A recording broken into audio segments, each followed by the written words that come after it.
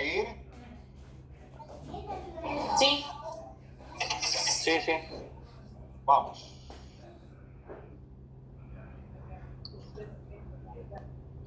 Entonces, hasta acá nosotros evaluamos los fenómenos de la hemostasia primaria sobre los cuales nosotros podemos interferir. El espasmo vascular y la formación de este tapón, que es un tapón, como dijimos, lábil, como dijimos, permeable, como dijimos, fugaz, ¿sí?, en los procesos de la fisiología plaquetaria.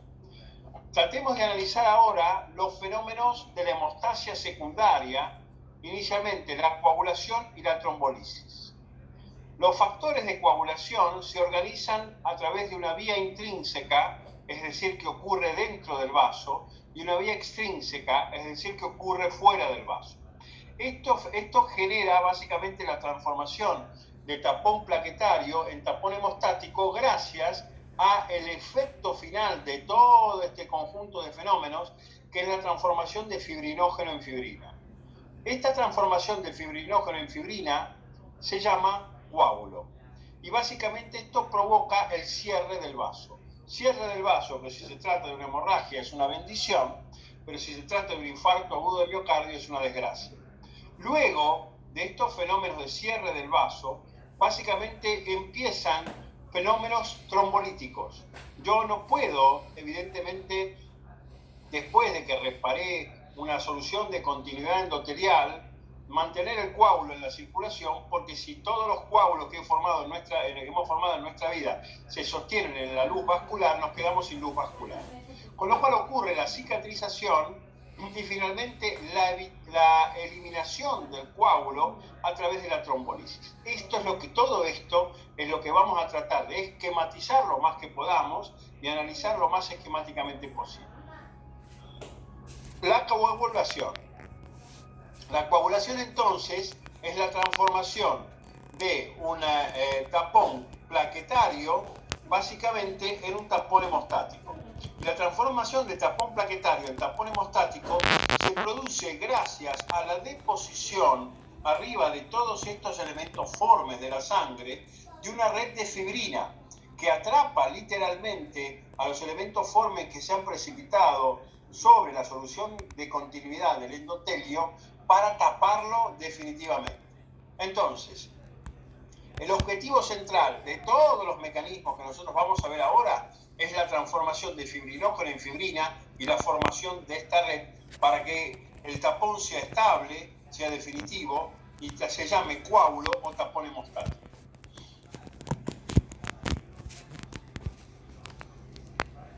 Entonces, vamos a ver cómo logramos que la fibrina se meta entre las plaquetas y entonces actúe como el cemento de esta pared que está tapando la solución de continuidad del endotelio.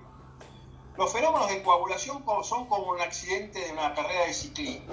Digamos, es un fenómeno en cadena que tiene intervención dentro de la pista, es decir, dentro del vaso, y tiene intervención fuera de la pista, es decir, fuera del vaso.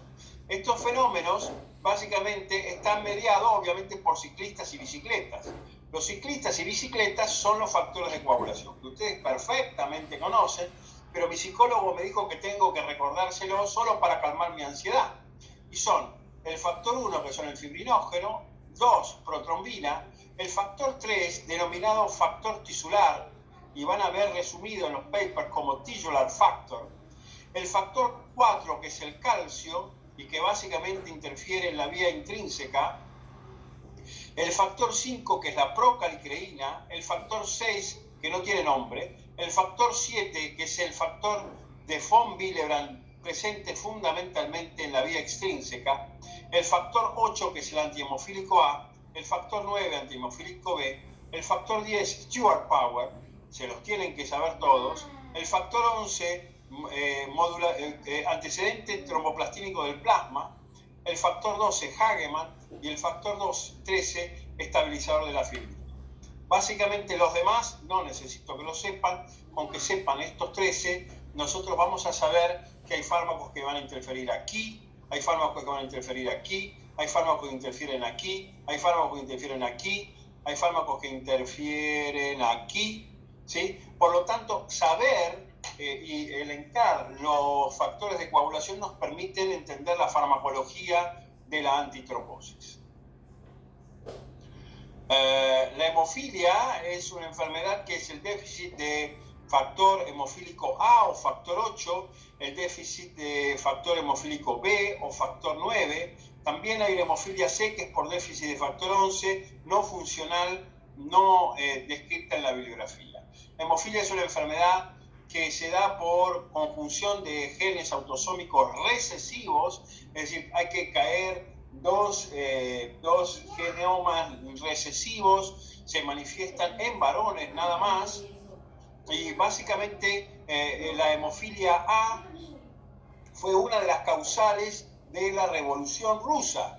Este es el Zarevich Alexandrei, el hijo del zar Nicolás, del último zar de Rusia, que por haber caído en consanguinidad en las familias reales europeas, había contraído la hemofilia, porque básicamente se habían casado entre primos. Este muchacho tenía fuertes dolores, tenía hematomas frecuentes, su salud era muy frágil, era básicamente un neurótico por esto, y este loco, el monje Rasputín, básicamente le hacía psicoterapia antes del nacimiento de la psicología, y logró de esta forma controlar no solo a este pibe, sino controlar a toda la familia de los zares rusos, alejándolos del pueblo y siendo uno de los factores para la Revolución Rusa. Es decir, podemos prácticamente trazar la Revolución Rusa al factor 8 antihemofílico A. Esto es un diagrama muy interesante al cual vamos a volver un poco más tarde como resumen, pero necesito que después lo fijen. Hablemos de lo que pasa cuando se activa la vía extrínseca. La vía extrínseca es una serie de fenómenos que se activan cuando hay información por mediadores de que hay sangre fuera de donde tiene que estar, es decir, que hay sangre fuera de los vasos. En este sentido, la vía extrínseca nace por una injuria tisular, el tejido es injuriado. Esto hace que se active el factor 7, un factor 7 por injuria tisular pierde un capuchón proteico, el factor 7 se transforma en factor 7 activado, y el factor 7 se va a unir al factor 3, que es un factor que está fijado en la pared externa de los vasos. Y ahora les hago una pregunta muy compleja. 3 más 7, ¿cuánto es? 10. Yo creo que van a ser cardiólogos de élite, de esto no hay ninguna duda, pero la conjunción del factor tisular con el factor 7 básicamente activan al factor 10, transformándolo en factor 10 activado. Fíjense que básicamente esto hace que el factor 10, gracias a la interferencia del 3 más el 7 y el calcio, se active.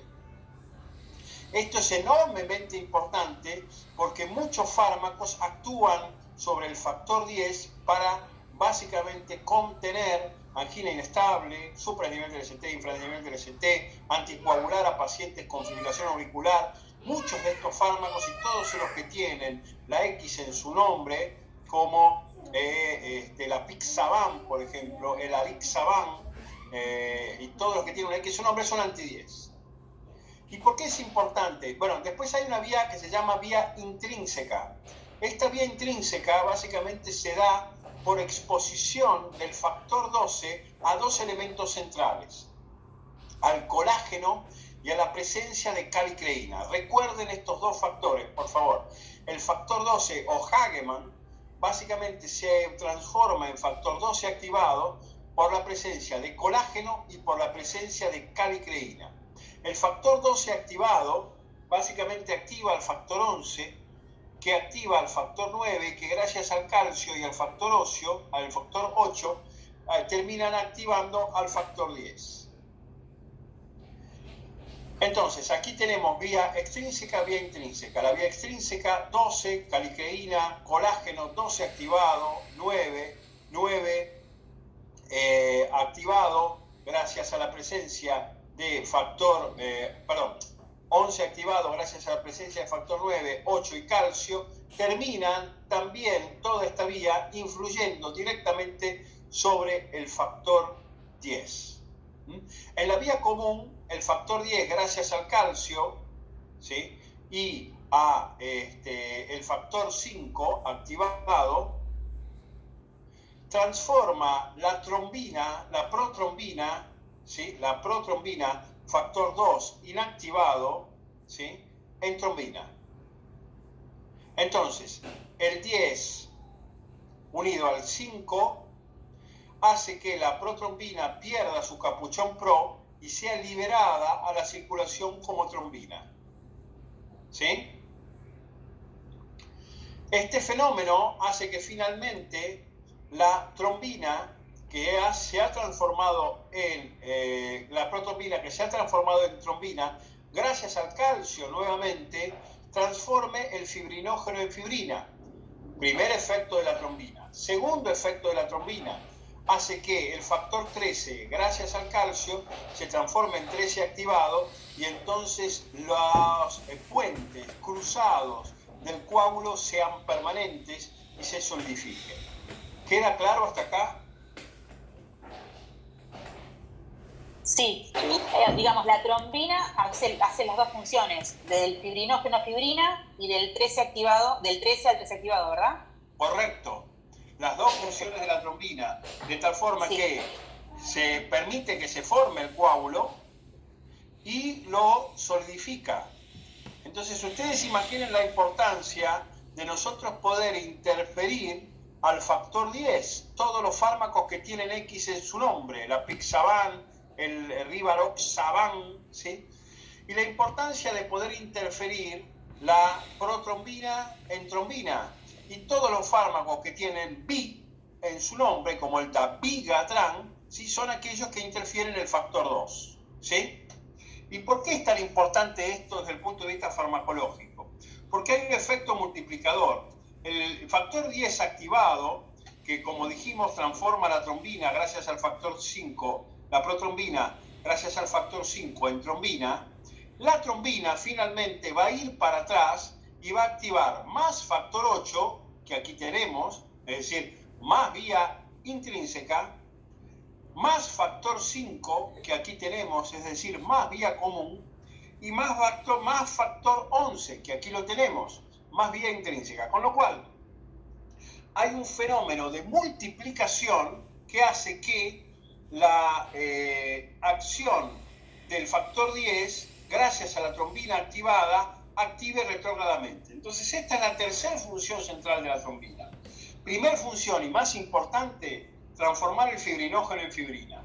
Segunda función, en importancia, el efecto multiplicador. La trombina activada retrógradamente activa la vía intrínseca y común. Tercer fenómeno, la solidificación del coágulo. La trombina activa el factor 13 gracias al calcio y hace que el coágulo se cemente. Imaginen la importancia de interferir farmacológicamente al factor 10 y al factor 2 para evitar la formación del coágulo. Como resumen, entonces, vía extrínseca 3 más 7, 10, intrínseca 12, 11, 9, 8, 10, 10 más 5, 2, 2 activado, fibrinógeno en fibrina. Bien, hablemos de la producción de la fibrina. Este es un dato enormemente importante en cardiología crítica. La fibrina es una proteína fibrilar con la capacidad de formar redes tridimensionales atrapando así a los glóbulos rojos, glóbulos blancos, plaquetas, formando definitivamente lo que nosotros conocemos como coágulo. Vemos aquí cómo la fibrina, gracias a la protrombina, logra activarse a través del fibrinógeno, y esto genera redes, literalmente cuerdas y redes que atrapan posteriormente a todos los elementos formes del coágulo. El fibrinógeno, esto es muy importante desde el punto de vista médico, se cuantifica por el método coagulométrico, por la técnica de Claus. Sus valores normales en plasma son de 200 a 400 miligramos por ciento. Siempre que nosotros tengamos hipofibrinógenemia, es decir, fibrinógeno por debajo de los 100 miligramos por ciento, tenemos una severa limitación para la trombosis. Cuando yo doy un trombolítico como la streptokinasa en el infarto agudo de miocardio, yo voy a tener una reducción importante de la fibrinogenemia por debajo de 100. Muchas veces es muy importante, luego de hacer trombolíticos en el infarto agudo de miocardio, sobre todo cuando ha sido exitosa la reperfusión, anticoagular a ese paciente. Pero si a ese paciente lo anticoagulo antes de que fibrinógeno suba de 100 miligramos por ciento, lo mato de una hemorragia. Entonces, post-trombolíticos, post-streptokinasa, post-RTPA, yo necesito testear el fibrinógeno, saber que está por arriba de 100 miligramos por decilitro para empezar recién entonces la anticoagulación. Porque el tipo por debajo de 100 miligramos por decilitro de fibrinógeno está lo suficientemente anticoagulado como para que el trombo no se vuelva a formar. Esto es muy importante, ¿se entendió? Sí.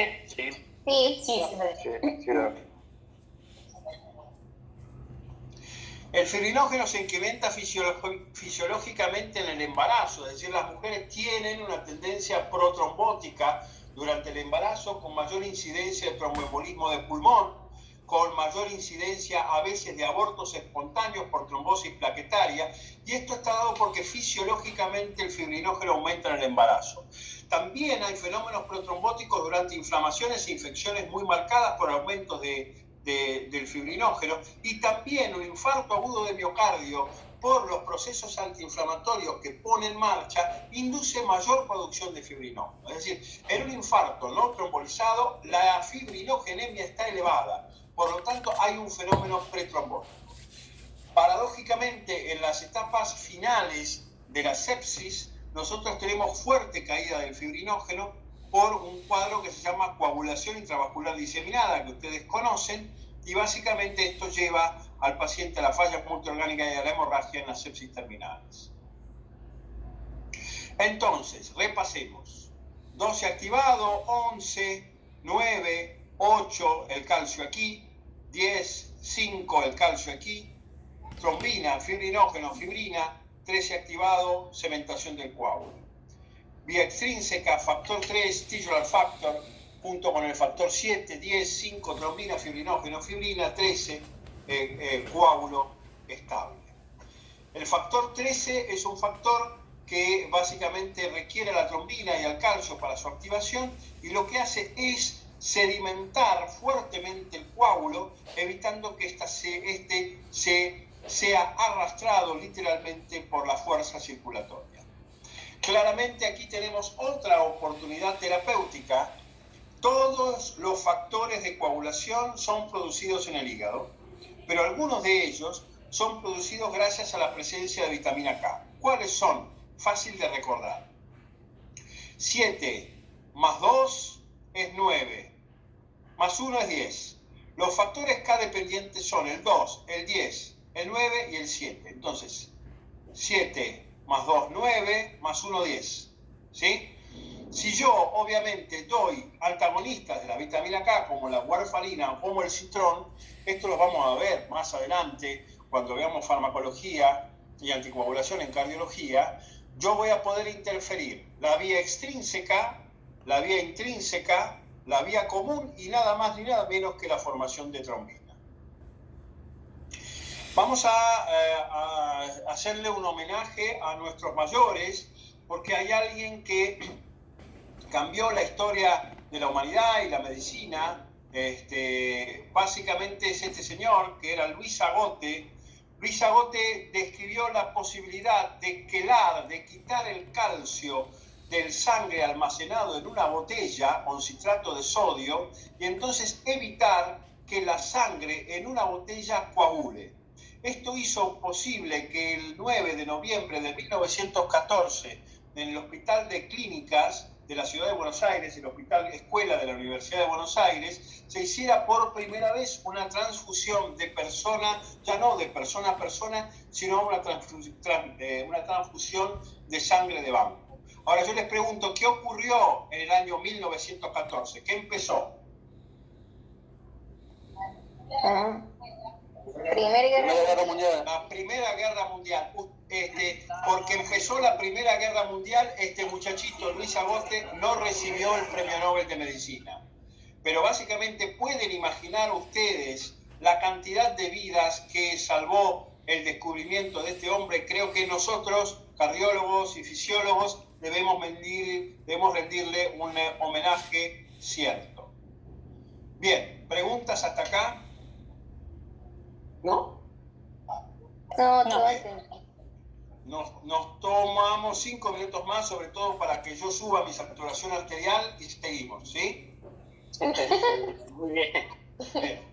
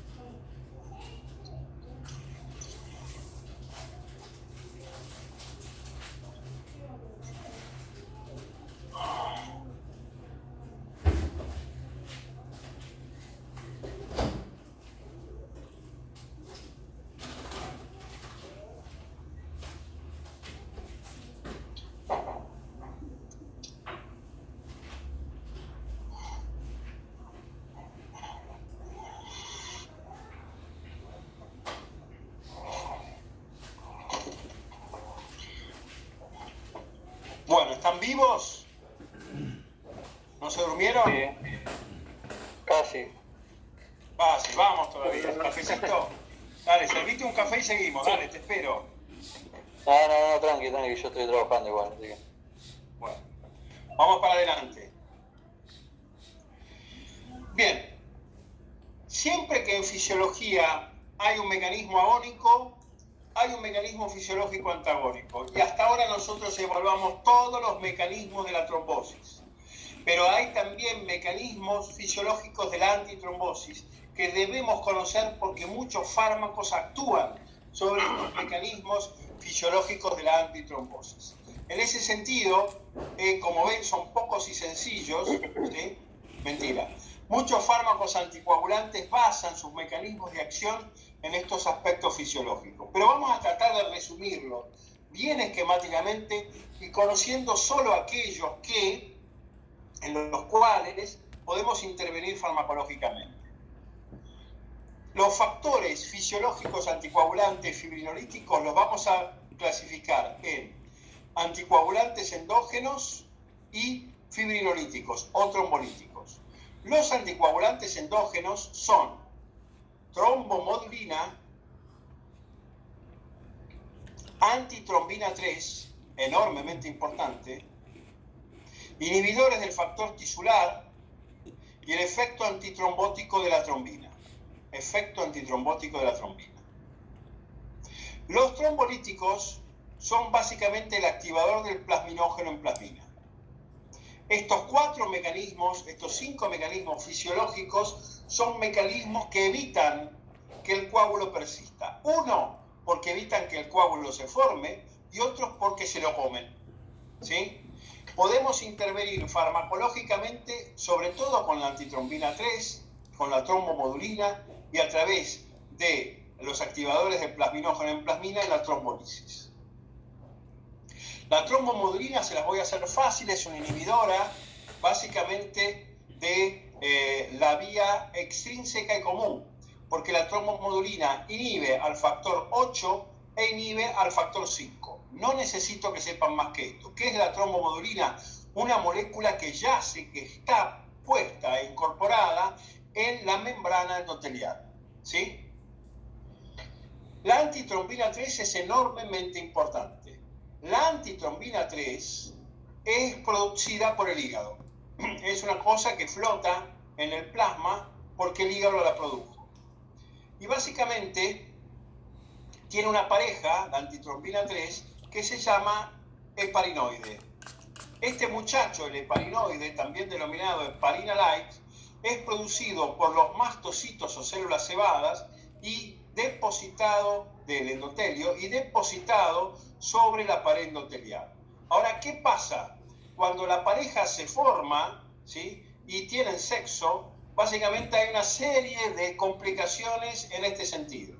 Porque el complejo antitrombina heparinoide o heparina endógena, básicamente antitrombina 3 y heparina endógena, inhibe la formación de trombina e inhibe la formación de factor 10 activado. Inhibe la formación de factor 10 activado e inhibe la formación de trombina. Bien, este fenómeno es potenciado 1000 veces por la heparina. ¿Cómo actúa la heparina? Básicamente, aprovechando la antitrombina circulante y generándole un novio, un segundo matrimonio a la antitrombina, que no es el heparinoide natural, sino es lo que nosotros inyectamos por vía sanguínea. La antitrombina es una pequeña molécula que desactiva varias enzimas de la coagulación. La afinidad de esta está potenciada por la heparina, acelerando la acción antitrombina 3 1000 veces. ¿En qué circunstancias no hay antitrombina 3? En insuficiencia renal, síndrome nefrótico, etcétera, etcétera, etcétera.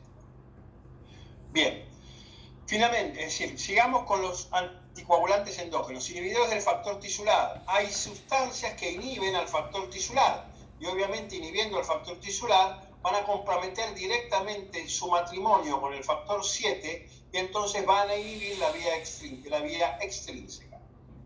Hay también efecto antitrombótico de la trombina. Esta trombina hace demasiadas cosas, pero básicamente la trombina lo que hace es tener un efecto antitrombótico sobre la vía intrínseca y extrínseca. Solamente sepan esto como dato accesorio. Bien, ¿preguntas hasta acá? No. ¿No? No. ¿Vamos bien? Sí. Pero qué comisión brillante, qué ganas tengo de torturarlos personalmente. Bien. Hablemos de la trombolisis. La fibrinolisis o trombolisis limita la coagulación. Es el proceso de disolución del coágulo por un componente activo denominado plasmina. La plasmina no circula como tal, circula como plasminógeno y se convierte en plasmina gracias a activadores del plasminógeno. Hay 3 formas fisiológicas que nosotros podemos potenciar farmacológicamente para producir plasmina artificialmente por vía farmacéutica, y ahora la vamos a ver. La función de la plasmina es la digestión de la fibrina y del fibrinógeno y la formación de PDF, de productos de degradación del fibrinógeno. Entre ellos, ya vamos a ver cuáles. Vamos a hacerla fácil. Básicamente, yo tengo 3 vías para producir plasmina desde lo fisiológico. Una vía que se da gracias al Tisular Plasminogen Activator, TPA. Y yo esto lo puedo potenciar gracias a una molécula de TPA producida por recombinación genómica de Escherichia coli que se llama RTPA, que yo puedo infundir básicamente por vía endovenosa. Esto induce la formación de plasmina y la plasmina induce la degradación del coágulo. La segunda vía endógena, yo les pedí que ustedes recuerden la calicreína que activaba el factor 12 junto con el colágeno. La activación endógena por vía de la calicreína también transforma el plasminógeno en plasmina e induce la lisis del coágulo. El tercer elemento también es un nicho terapéutico para nosotros, que básicamente es la presencia en los tejidos de uroquinasa. La uroquinasa, inicialmente descrita en el riñón, básicamente es universal y nosotros infundiendo uroquinasa de vuelta, sintetizada por manipulación genética, pero esta vez de streptococo, infundimos streptoquinasa. La streptoquinasa transforma el plasminógeno en plasmina y esto básicamente se come el coágulo. Si yo tengo un infarto agudo de miocardio, básicamente voy a tener estos cruces formados por la fibrina y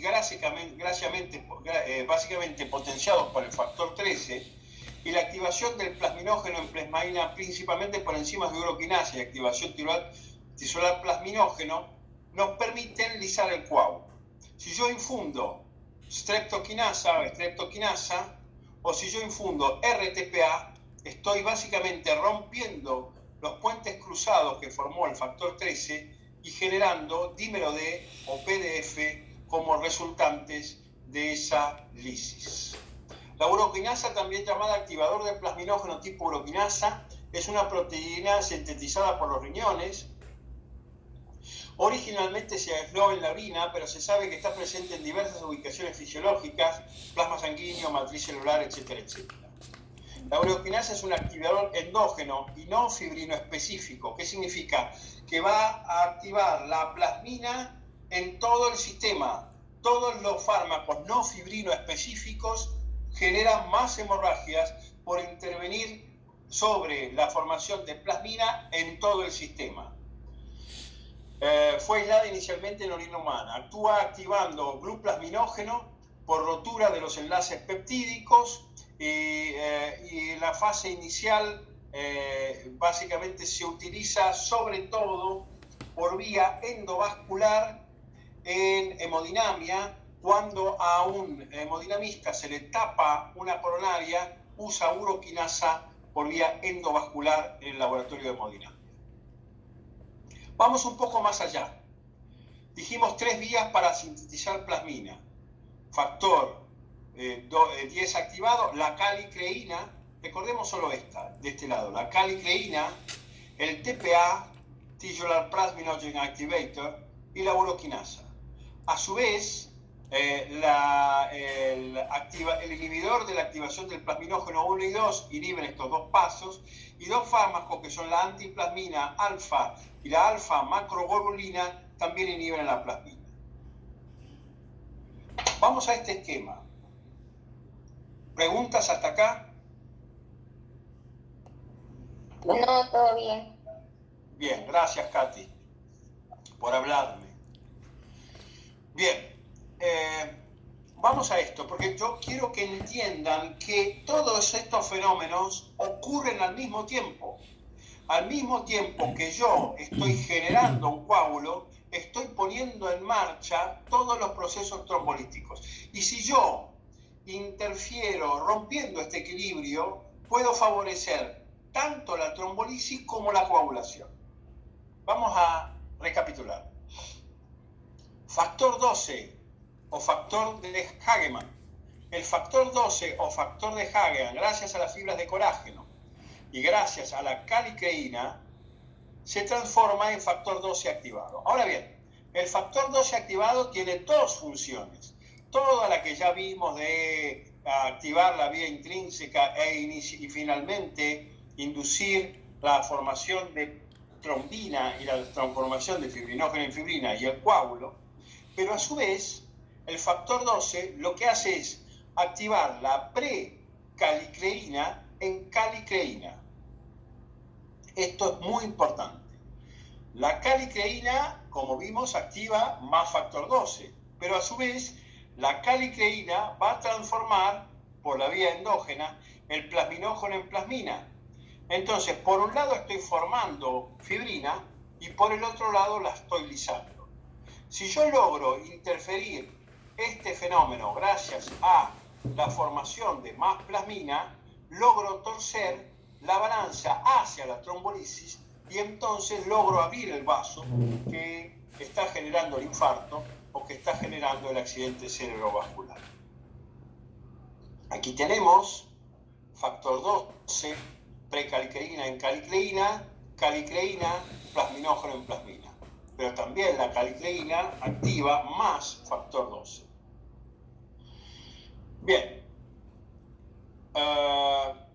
Los inhibidores de la fibrinolisis, ya los dijimos, son los activadores los inhibidores de la activación del plasminógeno y la alfa-2 antiplasmina, que farmacológicamente se la conoce como serpina. Aquí tenemos la alfa-2 antiplasmina bloqueando la trombolisis. El dímero D.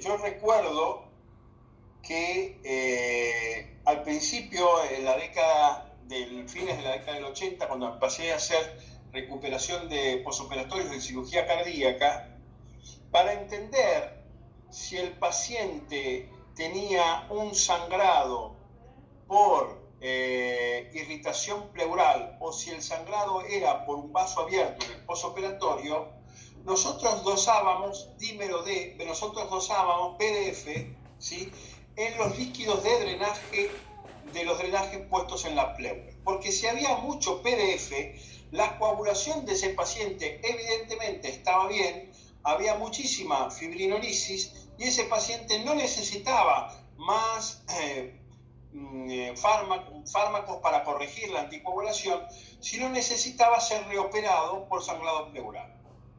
Dentro de los productos de degradación del fibrinógeno, el dímero D es enormemente importante. Los dímeros D son productos de degradación de la fibrina detectados cuando el trombo en un proceso de coagulación es lisado por la plasmina. Es llamado así porque contiene 2 fragmentos D entrecruzados de proteína fibrinada. Es un enorme, el único valor del dímero D que hoy utilizamos todos los días es en el tromboembolismo de pulmón. Si nosotros dosamos dímero D y su valor es negativo, si no hay dímero D dosable, tenemos un 91% de certeza de que ese paciente no está sufriendo un tromboembolismo de pulmón. Si nosotros dosamos dímero D en forma significativa, hay mucha chance de que el paciente efectivamente tenga un tromboembolismo de pulmón. ¿Para qué sirve el dímero D en el TEP? Así, si el valor del dímero D es menor a 500 nanogramos por mililitro, la sospecha clínica es baja y nos permite excluir el diagnóstico de TEP. Y no sería necesario realizar ninguna otra prueba complementaria, porque ese paciente no está trombolizando. Y si no hay trombolisis, sin trombosis. La trombolisis ocurre después de la trombosis. Si no hay trombolisis es porque no hay trombosis. El dímero D no se acepta aisladamente para excluir el TEP, sino hay que relacionarlo con la sospecha clínica y otras pruebas diagnósticas. Bien. Bueno, esto básicamente es mucha la información, yo lo entiendo, un repaso de esta situación que yo considero un fundamento de la cardiología y que nosotros debemos conocer no solo para comprender la farmacopea que tenemos disponible en cardiología clínica y en cardiología crítica, sino para entender que estos mecanismos son los que, al haberlos detenido, realmente los más importantes en la reducción de la mortalidad en los fenómenos cardiovasculares. Bien, ¿preguntas? No, ninguna yo. Yosemar, ¿cómo estás?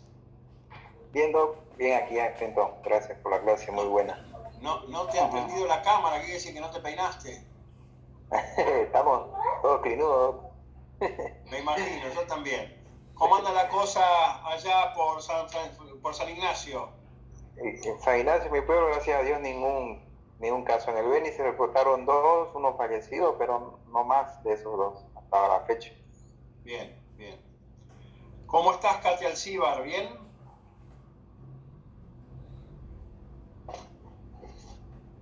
Ahí te veo. Muy bien, muy bien. ¿Todo en orden? ¿Sin problemas? Prende el micrófono, así te escuchamos también. Ya, perdón. Ahí va. Muy bien, Te redormí.